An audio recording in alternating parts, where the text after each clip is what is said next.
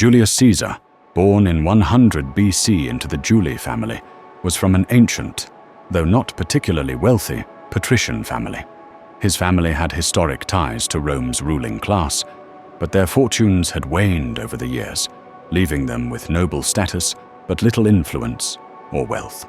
From an early age, Caesar was exposed to Rome's complex and often dangerous political environment. His father, Gaius Julius Caesar, had served as a praetor, and his mother, Aurelia Cotta, came from a prominent family of the equestrian order.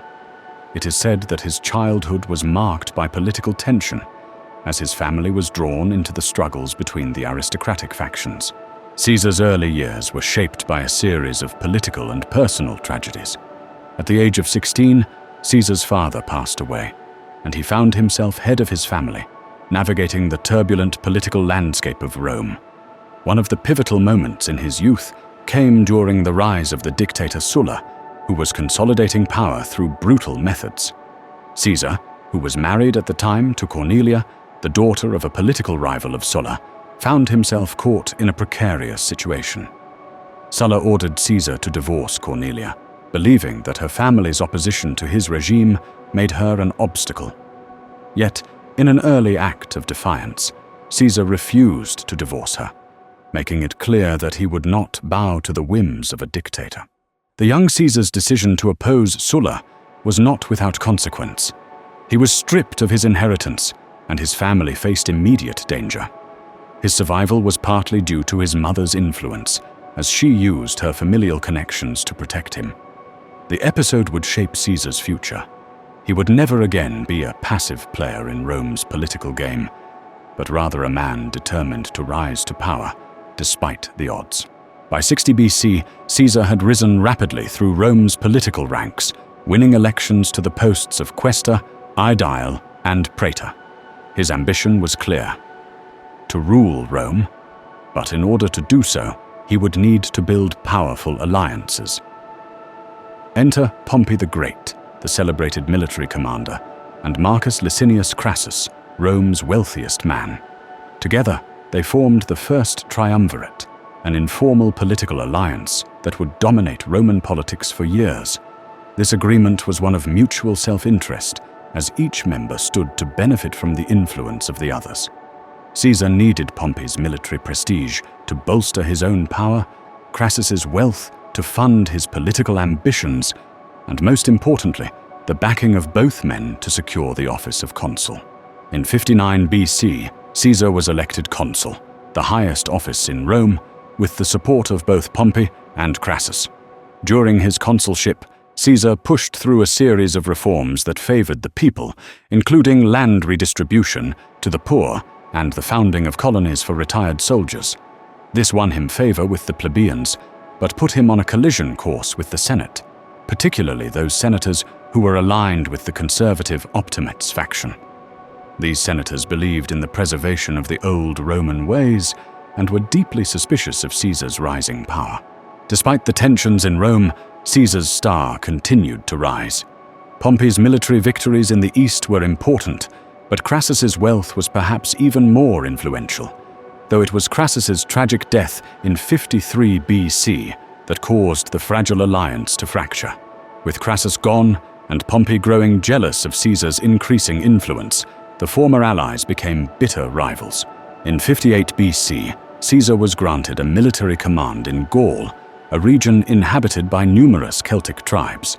His mission was ostensibly to quell rebellion and expand Rome's borders, but Caesar saw it as an opportunity to elevate his status further. Over the next 8 years, he conducted a series of campaigns that would come to be known as the Gallic Wars. These wars not only solidified Caesar's reputation as a military genius, but also brought him immense wealth and power. One of Caesar's most remarkable traits as a general was his ability to inspire loyalty among his soldiers.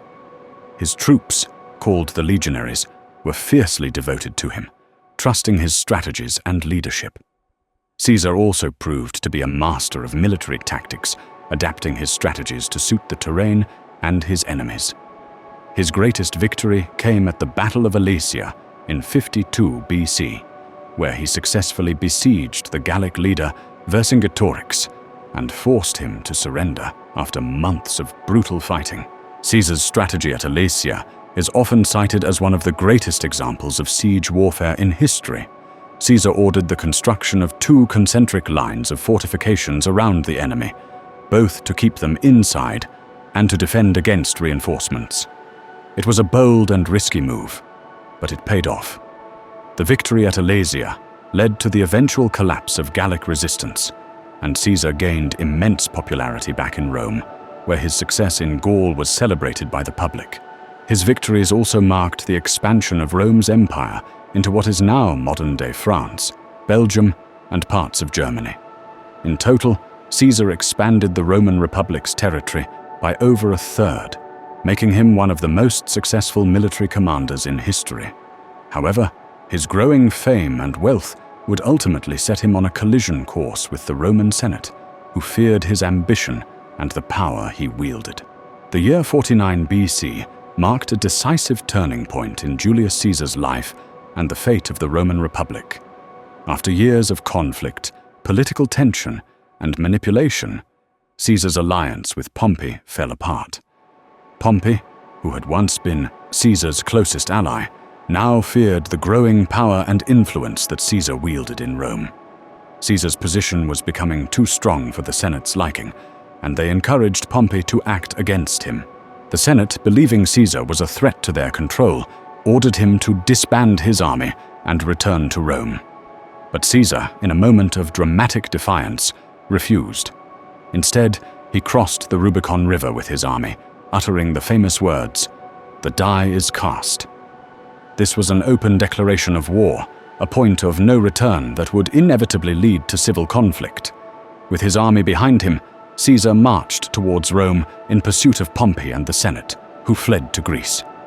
The outbreak of civil war was now inevitable. Caesar's decision to march on Rome was a brilliant political move. His troops were fiercely loyal, and his reputation as a military genius allowed him to quickly seize control of Italy and parts of the Western Roman provinces. Pompey's forces, though larger, were disorganized and unable to match Caesar's determination and strategy. After Pompey's defeat at the Battle of Pharsalus in 48 BC, Caesar pursued his former ally, who fled to Egypt. Pompey's death in Egypt at the hands of the pharaoh's forces was a tragedy that further solidified Caesar's grip on power. But Caesar's journey was not yet over. The political landscape in Rome was changing, and Caesar's enemies, both inside and outside the Senate, continued to conspire against him. After his victory in the Civil War, Julius Caesar returned to Rome, where he was celebrated as a hero by the people and soldiers alike. By 46 BC, he had been named dictator, and within a year, he had assumed the title of dictator for life in 44 BC, marking the peak of his power. As dictator, Caesar's rule was characterized by sweeping reforms that fundamentally changed the Roman political, social, and economic systems. One of his most notable achievements was the reform of the Roman calendar, which led to the introduction of the Julian calendar, the precursor to the calendar we use today. The new system was based on a solar year and addressed the errors in the old lunar calendar, which had created chaos in Rome's civic life. Caesar also pushed for land reforms, redistributing land to veterans and the urban poor, ensuring the loyalty of his soldiers and the plebeians who supported him. He expanded the Senate by adding new members from the provinces, effectively increasing his own power by creating a loyal base within the Senate itself. This action, however, infuriated the conservative optimates, who saw Caesar's power growing unchecked. In an effort to maintain Rome's dominance and expand its territory, Caesar also embarked on military campaigns in North Africa and Spain, solidifying his reputation as a brilliant military strategist. His campaigns brought vast new territories under Roman control and secured his place as one of the most powerful men in history. Despite his popularity with the people and his many reforms, Caesar's absolute power had alienated many in the Senate, particularly those who feared that his rule would mark the end of the Roman Republic. The idea of monarchy was deeply repugnant to many Romans, and Caesar's accumulation of titles and honors only deepened the sense that he was on the path to becoming a king. a title the Romans had overthrown centuries earlier.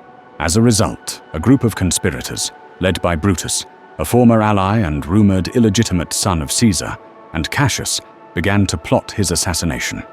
The date they chose was March 15th, 44 BC, the infamous Ides of March. On that fateful day, Caesar entered the Senate House, seemingly unaware of the impending threat.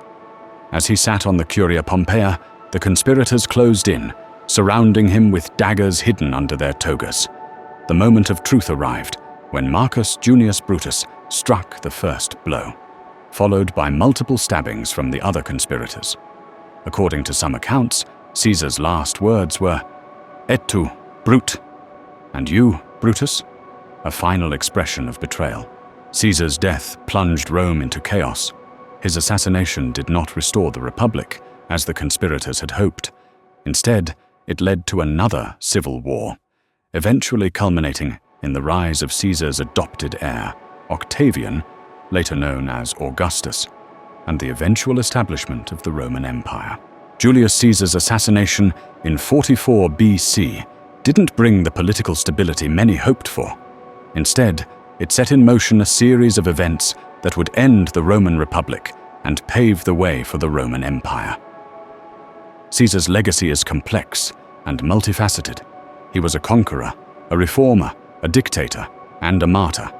But his assassination proved that even the most powerful men are vulnerable to betrayal.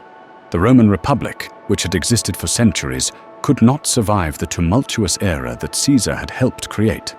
His reign and reforms fundamentally altered the trajectory of Roman history, leading to the rise of the Roman Empire under his adopted son, Augustus. Julius Caesar's life and death were a turning point in history, and his impact resonates through the ages. His conquests, political strategies, and reforms reshaped Rome and the world. Today, Julius Caesar remains one of the most significant figures in world history, forever remembered for his brilliant military tactics, his ruthless pursuit of power, and his tragic downfall.